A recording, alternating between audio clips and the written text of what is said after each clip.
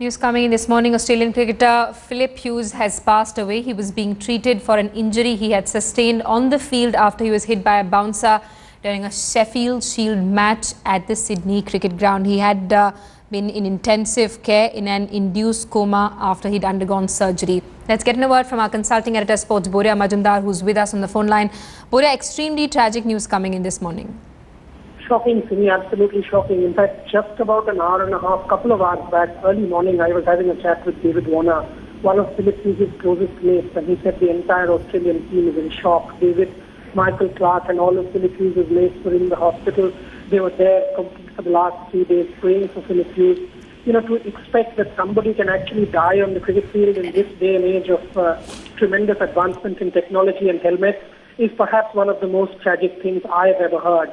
You know, and he was trying to make a comeback, would have perhaps replaced Michael Clarke in the first test against India, was one of the best talented batsmen of the Australian team. I knew him very well. So even, you know, last year when the Australian team was in India, I had interviewed him a number of times. And to sort of just hear this man with no more is quite impossible to digest. I mean, this tells you how fragile the sport is, how hard the sport is, and that you can even die when that 5.5 pound ball hits you and hits you real hard. This is a real eye-opener. I mean, can medical facilities be improved? Can technology be improved? Can equipment be improved? But as far as, you know, Philip Hughes and his family goes, my heart goes out to them. I mean, you know, may his soul rest in peace, thoughts to his family, and what happens to the India-Australia series, because I don't think any of the New South Wales players will be in any frame of mind to take the field against India in a week from now. Absolutely, and Boria, in spite of the fact that Hughes had been wearing a helmet, he suffered life-threatening injuries in that match, putting a question mark on whether the safety gear that these players wear is actually safe enough. Correct, and you know, what make was it? Could it have been better? I mean, was it faulty equipment? What happens to Sean Abbott? Can he ever play cricket now that, you know, he will have to live with the stigma that Philip Hughes died of his bowling? All said and done, to me, this is one of the most tragic things I've ever heard on a cricket field over the last maybe decade or so. Last time was in England, before that was Raman Lamba in Dhaka. You know, to think of people dying on the sporting field as a sport is perhaps impossible to fathom. And as I said, I mean, several questions will be asked. Medical care, equipment, was it faulty? What happens to the series? Because I don't really think cricket can go on like this. I mean, I don't think the Australian cricketers will be in any frame of mind whatsoever to take the field against India. While my heart goes out to Phil Hughes and his family and also to his mates. I mean, you know, the current Australian team, because I know how close these people were, how close they are. You know, Philip Hughes was the best friend of Michael Clarke and David Warner. Can these people play cricket anymore? A lot of questions will be asked to me, but the fact is we've lost a very talented cricketer to a freakish injury, and that tells you that the sport that you're playing can even take lives, and that is shocking. And to think that that can happen is a really scary thought. Absolutely, Boria. And what's even worse is that he was a promising young man with a bright career ahead of him. He was looking at celebrating his 26th birthday this weekend. As I said, it's happened very quick.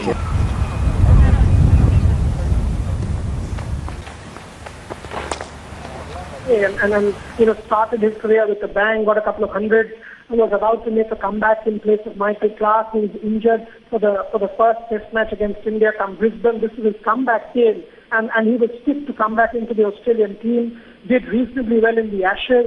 You know, this is a real shocker. I mean, 26-year-old dying on the cricket field at this day and age, home ground, Sydney Cricket Ground, against one of his mates, Sean Abbott, who's played with him from grade cricket onwards in a Shell Shield match. Sheffield Shield is first-class cricket, for God's sake.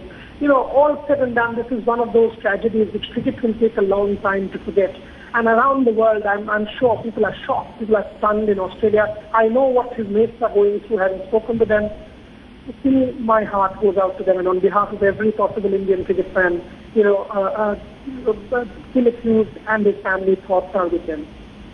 Absolutely, and Boria, over the past 3 days, we've seen the who's who of the cricketing world sending their wishes, from Sachin Tendulkar to Brian Lara to captains of England and South Africa and India. Everyone, all of these people have been on the field and have faced bouncers, but to die of such kind of a freak accident is really shocking. It's very, very difficult to come to terms with. Trust me, I mean, to expect that a bouncer from Sean Abbott in your home ground, the Sydney cricket ground, not the fastest cricket in the world, trust me, it is not the fastest cricket in the world, to expect a batsman, an Australian batsman who goes up playing fast bowling, dying of an injury.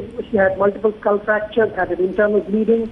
Was it 20 minutes it took the ambulance to come there? Could it have come faster? Was medical facilities adequate there? I mean, it tells you how fragile a sportsman's life is. I mean, at any point in time, we can lose you. And that is a scary thought, trust me. I mean, all said and done, this is one of the blackest days for international cricket because the whole cricket world will be stunned to mourning. I mean, can the series go on? What will happen to the Australian players? Can they come out of this shock? What happens to Philip Hughes' family, 26-year-old, suddenly gone? As I said to you, I mean, it will take a lot of time to come to terms with the thought that in this day and age, somebody can die like this.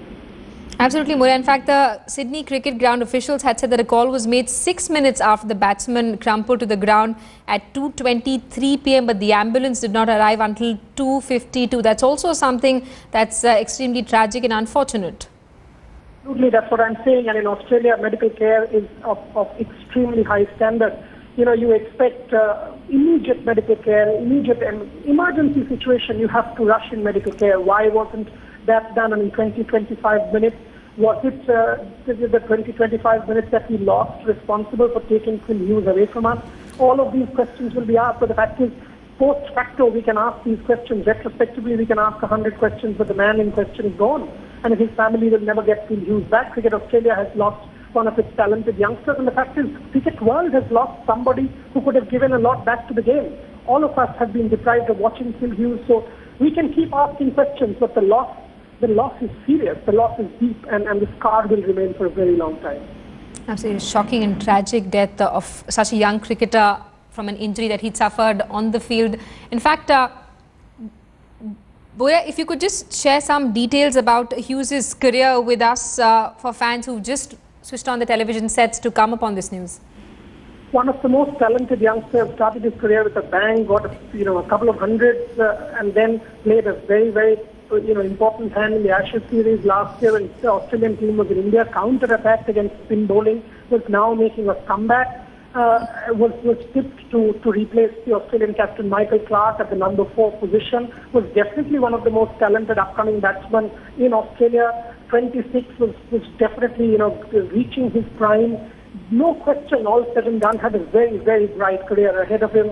I know Michael Clarke, David Warner, the current Australian stalwart, rated Phil Hughes very, very highly, not only as a batsman, but also as a teammate and as a human being. So it's a serious, serious thing, Sine. I mean, the scar will remain for a long time. I was having a chat with David Warner, as I told you, and he's like, the entire Australian team is in shock. Because this news will take a long time for them to digest. The world of cricket has lost a very talented player, but more importantly, we've lost a genuinely good human being. And it tells you how fragile the sport is, that you can actually die on the field of play. And to even digest that thought will take a lot of doing for fans like you and me. Absolutely. Bora, stay on with us. We're also being joined by Rajdeep Sadisa on our broadcast. Rajdeep, extremely tragic news. What's even more surprising is that Phil Hughes was wearing a helmet at the time of the accident, and we've been reading articles written by batsmen over the last year saying that they actually used to feel that the helmets will keep them safe. They felt it was impregnable. That's right, but you see, this was a very, very freakish incident where the ball seemed to miss the helmet and hit him on the side of the head. And now, as I read it, apparently as a result, it fractured his skull, and an artery, a critical artery, stopped providing blood to the brain. So it was a very unusual incident, a freak occurrence. But yes, is a reminder of how fragile life can be and how this is a dangerous game at the end of the day. And just think about the condition of the bowler, Simi. While our thoughts go out to Phil Hughes' family, think about the bowler. He's going to have to live with this for the rest of his life, that a bouncer that he bowled killed a batsman. And that's a terribly tragic thing to happen. Again, I'm going through the records, and maybe Boria knows this better, but there isn't, to me, a recorded instance in a first-class match of this level where a player has died as a result of a cricket ball. And again, think about the players who played in the era before the helmets. They were also at times hit, but nobody died. So it's a freakish incident, but it will be a reminder that even with helmets, you're not secure. And maybe the quality of helmets will again have to improve. Maybe the nature of helmets will have to change, that they cover virtually every part of your face.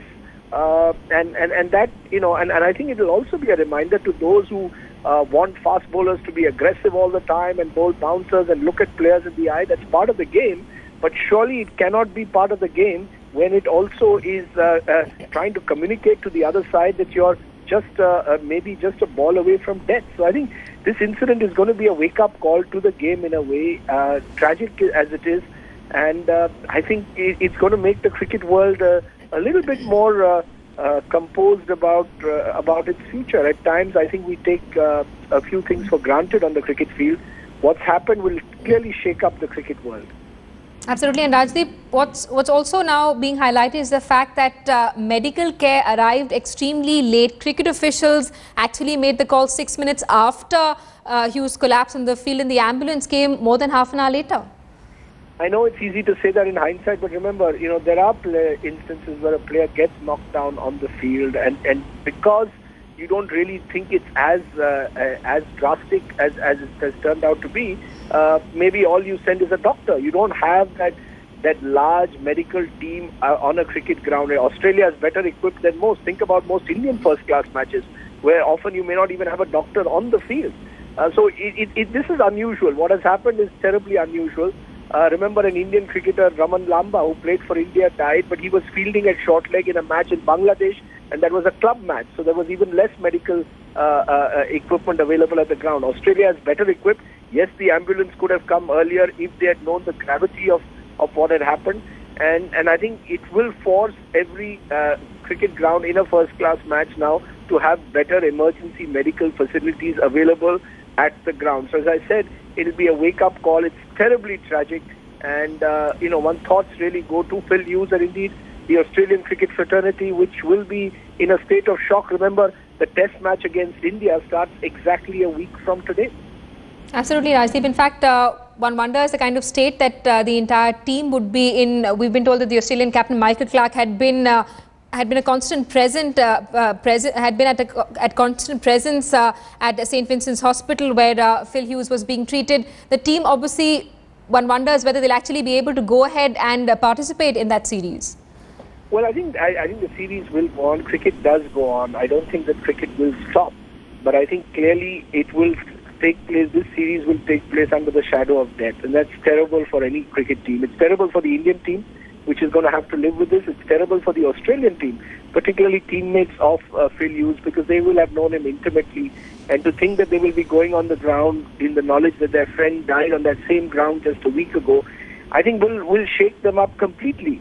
The game will go on, but I think the game will be mournful. This series will be played under the shadow of what has happened. Remember, Australia has the fastest bowler in the world, Mitchell Johnson, at the moment. What happens when Mr. Johnson delivers the first bouncer of the series? What will there be excitement in the crowd, or will there be fear in the crowd? I think these are the things which will perhaps, at least for a while, change the way the game is played. Remember, this is also the World Cup here in Australia. So to start the Australian season with death on a cricket ground, I mean, what can be more tragic than that? Absolutely, Rajdeep. Stay with us. Boria Majumdar, our consulting editor, is also with us on the phone line. Boria, what makes it even worse is that Hughes was somebody who was really young. He was looking ahead at a promising career. He was to celebrate his 26th birthday this weekend.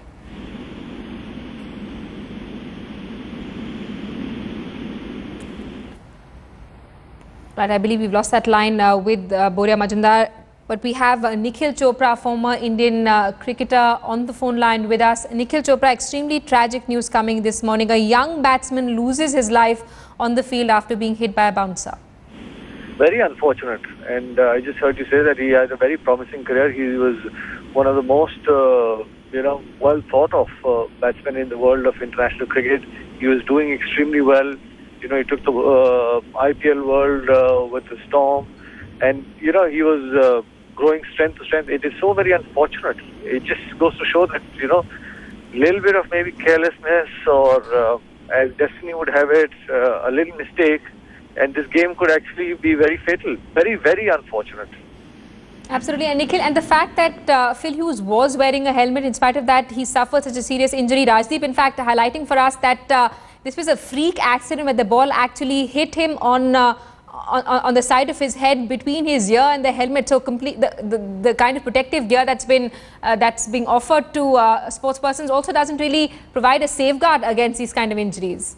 Simi, to be very honest, helmets, it's on a personal sort of acceptance to a player, how he wants the grill adjusted. When the standard thing, there's hardly any gap. When the manufacturer normally sends the helmets to the players, the gap between the helmet cap and the visor, the metal grill, there's not enough gap for the ball to go in. But sometimes, batsmen feel more comfortable if they lower the grill so that they get a better vision of the ball coming through, and that sometimes could be very fatal, and unfortunately that's exactly what's happened. Very, very tragic news we're waking up to this morning. Australian batsman Phil Hughes passes away. He'd suffered a fractured skull, and there was serious bleeding in his brain that was being reported by hospital authorities. He'd been put in an induced coma in an intensive care unit of a hospital for the last 3 days. News coming in this morning that he has now passed away. Extremely tragic news coming this morning. Australian batsman Phil Hughes has passed away after he suffered a sickening blow during a Sheffield Shield match. Australian team doctor Peter Bruckner confirmed the news. Bruckner mentioned Hughes never regained consciousness following his injury on Tuesday. Let's get a word from former Indian captain Sourav Ganguly, who's with us on the phone line. Sort of extremely tragic news, a young and promising batsman dying of a freak on-field injury. Yeah, absolutely. It's very disheartening, demoralizing to see, somebody who has seen him play part of the Australian side and such a gifted player, and not just a player at the age of 25. When you lose a life, it's really, really depressing and disheartening. I know people will say that hope his soul rests in peace. But it's a loss which is unbelievable, and it goes to show that in spite of all the equipment in sport, cricket is still such a dangerous game that ball can kill. And I remember saying that in a statement somewhere 2 or 3 weeks ago that however so the sport is, and however what we try and say, that red ball can kill. So you got to be careful, and to see someone who has seen so closely in the recent years play make an impact to Australian cricket, not play the sport anymore. It just goes to show that nothing is permanent in life, and anything can happen to you any day. Absolutely, and sort of the fact that in spite of the fact that Hughes is wearing a helmet, this freakish accident took place. Rajiv, in fact, sharing details with us, saying that the ball hit him on a nerve between his ear and his helmet. In fact, in the pre-helmet era, batsmen were probably more wary of the ball, but we've been also reading blogs written by former cricketers where they say that people actually believe that the helmet is impregnable and they're safe to face any kind of ball. I'm not sure whether the helmet is safe to play any kind of delivery, because it doesn't cover a lot of part of your head, right from the shoulder till the head. It doesn't cover a lot of it. So, and you could see Phil Hughes getting hit by a short ball on the left side of his head. He went through the pull shot, the ball came in late and it hit him in between the ears and the helmet. I've been hearing that the helmet manufacturer is saying that he was using an old helmet. So all cricketers will have to be very, very careful with that protective gear, especially at the top of the head. Because, it's okay, you break an arm, you break a leg, but that doesn't kill you. But if it hits on the head, it can take your life away, as it did in the case of Phil Hughes. So the helmet manufacturers will have to find out ways to protect, probably right till the bottom of the lower part of the head, till where the area between the top of the shoulder and the lower part of the head. Because as you saw with Phil Hughes, it's hit on the inside of the ear, the lower part of the ear, which actually is normally not covered by a helmet, and it's killed him. So the equipments will have to be a bit more stretched, a bit more covered, and to make sure that these things don't happen. Because at the end of the day, it's a sport. You play a sport, and then the last thing you would want in a sport is to get killed.